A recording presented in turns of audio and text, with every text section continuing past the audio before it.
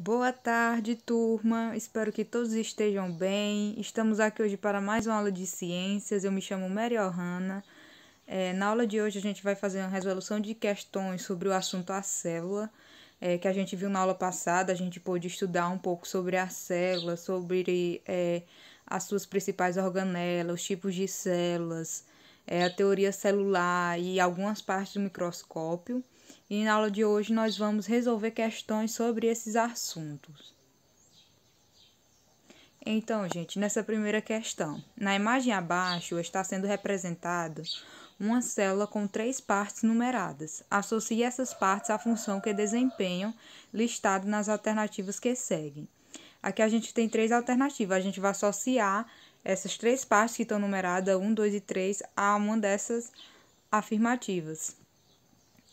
Afirmativa A, controla a entrada e a saída de substâncias. B, contém os genes. C, contém as organelas. Bom, aqui a gente pode ver que tem a função desempenhada por 3 partes muito importantes das células.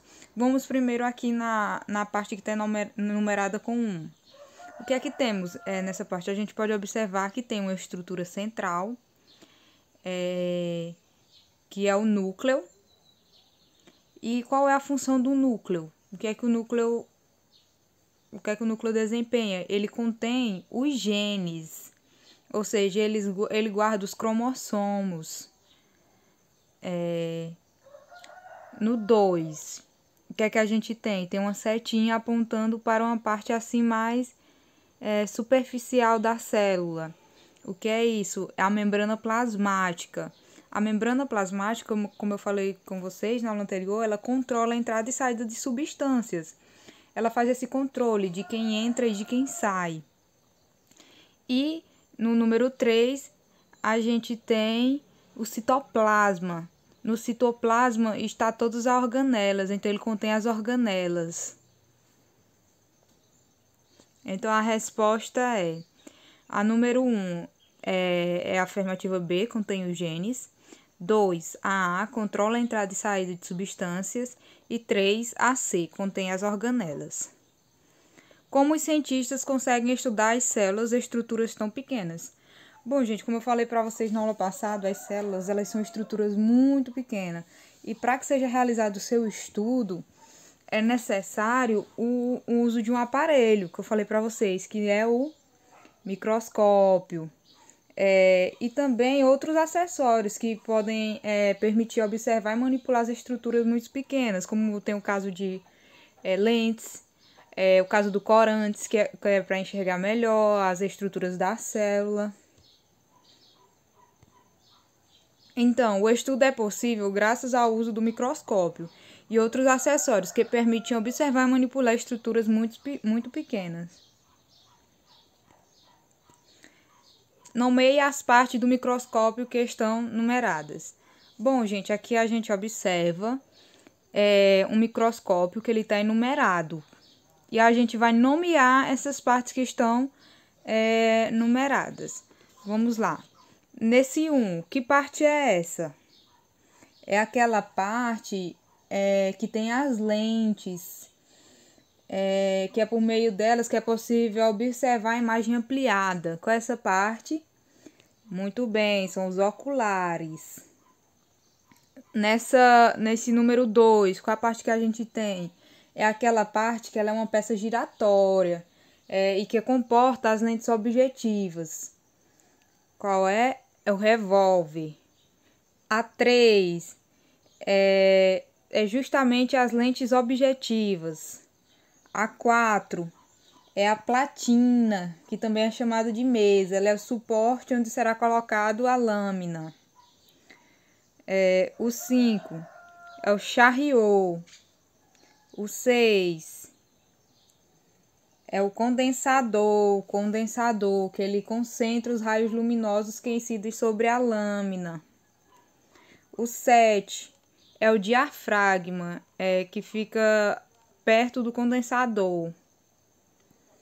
O 8 é o botão para regular a altura do condensador. O 9 é o botão macrométrico, que como eu falei na aula passada para vocês, ele permite regular a altura da platina, faz movimentos amplos para um ajuste grosso. E o 10 é o micrométrico, que ele é o parafuso que permite regular a altura da platina também, só que permite um ajuste fino do foco. Aí vocês podem observar aqui as respostas. E vamos para a próxima questão. Das afirmativas abaixo, indique quais são verdadeiras. Bom, gente, aqui a gente tem 5 afirmativas. A gente vai dizer quais são verdadeiras e quais são falsas. Vamos lá. As células são quase sempre microscópicas. Isso é verdadeiro ou é falso? Verdadeiro. As células são estruturas bem pequenas, quase sempre microscópicas. Todas as células do nosso corpo são iguais. Essa afirmativa está falsa, porque as nossas células do nosso corpo elas são diferentes. Por exemplo, uma célula da pele é diferente de uma célula do intestino. Então, elas são diferentes, elas desempenham funções diferentes. Os cromossomos contêm os genes e estão localizados na mitocôndria. Bom, gente, os cromossomos, eles contêm os genes e a gente sabe que ele está localizado no núcleo, que é o núcleo que guarda as informações genéticas. Ele está localizado lá. A gente sabe também, que a gente estudou na aula passada, que a mitocôndria ela é uma organela responsável pela respiração celular. Então, não tem nada a ver com os cromossomos. Tá falsa. A D. As organelas realizam diferentes funções no interior da célula. Verdadeiro. Nós sabemos que as organelas elas têm várias funções no interior da célula. Por exemplo, o lisossomo, ele é responsável pela digestão intracelular. O ribossomo, pela síntese proteica. A mitocôndria, respiração celular. E assim vai. Cada organela ela tem uma função no interior da célula. O DNA é a substância química que forma nossos genes. Verdadeiro. O DNA ele é a substância química que vai formar os nossos genes. Então, estão corretas as afirmativas A, D e E. Próxima questão. Nas figuras abaixo está sendo representada uma célula animal, uma célula vegetal e uma procariótica. Identifica-as. Bom, gente, aqui nós temos 3 células, sendo que uma delas é animal, outra é vegetal e outra é procariótica. Vamos lá para essa primeira célula, essa A. A gente pode observar nela a presença de uma parede celular, a presença de cloroplasto, a presença de um vacúolo, além das outras organelas. E eu falei na aula passada que tinha algumas organelas que eram exclusivas da célula vegetal, que é, no caso, o cloroplasto e o vacúolo. Então, a gente pode afirmar que essa letra A, ela é uma célula vegetal. Vamos para a B. Observando a B, a gente percebe que tem várias organelas, tem mitocôndria, ribossomo, retículo endoplasmático, centríolos. Tem várias organelas e a gente pode observar que é uma célula animal, porque ela possui essas organelas e porque ela não possui organelas que são específicas da célula vegetal, que é, no caso, o cloroplasto, o vacúolo, e também não tem uma parede celular, tem apenas a membrana plasmática. E nessa imagem C, a gente pode observar uma estrutura mais simples, sem a presença de organelas, com o material genético dentro do citoplasma, disperso no citoplasma, não tem o núcleo. Como eu falei para vocês, essas características de não ter núcleo, de ter uma estrutura simples, é uma característica das células procarióticas. Então, aqui a gente pode afirmar que a letra C é uma célula procarionte. E aqui está a resposta. A letra A é uma célula vegetal, a B a célula animal e a C a célula procariótica. Porque a célula é considerada a unidade estrutural e funcional da vida. Bom, gente, a gente sabe que todos os seres vivos, eles são formados por células. e ela é a menor parte viva de um organismo. E a gente viu lá que os cientistas eles descobriram que a célula se alimenta, que ela cresce, que ela realiza várias funções que mantêm a vida.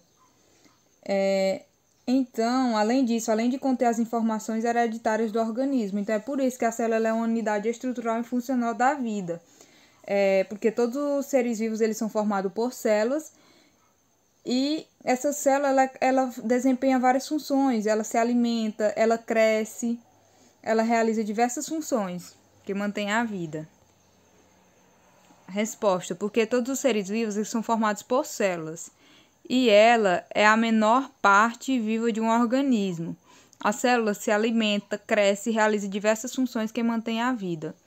Tem metabolismo próprio. Além disso, ela contém as informações hereditárias do organismo. Bom, gente, na aula de hoje foi isso. Nós resolvemos algumas questões sobre o assunto da aula passada. Espero que com essas questões vocês tenham conseguido aprender mais, a ver na prática como é o assunto. E na próxima aula, a gente vai falar sobre os níveis de organização dos seres vivos. Então é isso. Tchau e até a próxima aula.